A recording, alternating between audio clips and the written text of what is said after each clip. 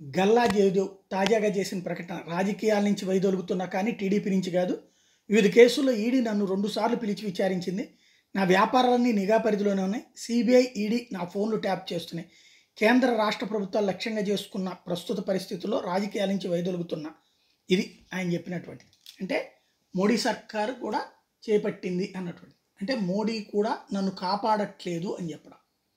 అసలు విశేషం ఈడీ ఎప్పుడు చేస్తుంది? నీ దగ్గర తేడా ఉంటే చేస్తుంది. ఈడీ అడిగిన తర్వాత నీ దగ్గర తేడా లేకపోతే ఏ గొడవ లేదు కదా. ఇంకోటి అంటే తెలుగుదేశం రేపు అధికారంలోకి వస్తుందని మనం నమ్ముతున్నాం కదా.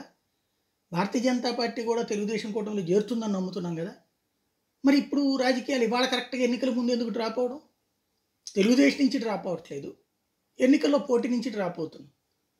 ఇక్కడ లోకేష్ వచ్చి ఆయనకి అండగా నిలబడతామని చెప్పడం అసలు ఏంటి పాయింట్ నాకు అర్థం కాలేదు. ఎప్పుడైనా ఇప్పుడు ఇవాళ జరుగుతున్నటువంటి సందర్భంలో ఏం కావాలి మనకి?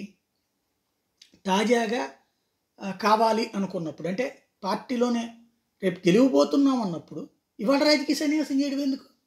అంటే రేపు గెలిస్తే వస్తాడు, మళ్ళీ డబ్బులు ఉన్నాయి కాబట్టి. పార్టీ కష్టంలో ఉన్నప్పుడు రాడా? పార్టీ అధికారంలోకి వచ్చే టైంలో 2014లో సాధించుకున్నాడు, 2019లో సాధించు. కాకపోతే 2019లో ప్రతిపక్షంలో ఉన్నాడు కాబట్టి ఆయన కోరుకున్నది జరగలేదు కాబట్టి వెళ్ళిపోతాడు బయటికి.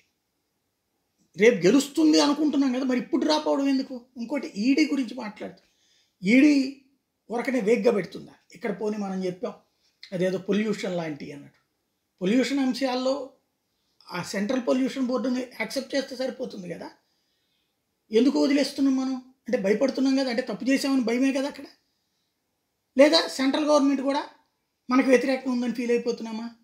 అంటే మరి అక్కడేమో కలిసిపోయింది మాతో అని చెప్తున్నది తెలుగుదేశం పార్టీ. ఎక్కడ తేడా ఉంటుంది?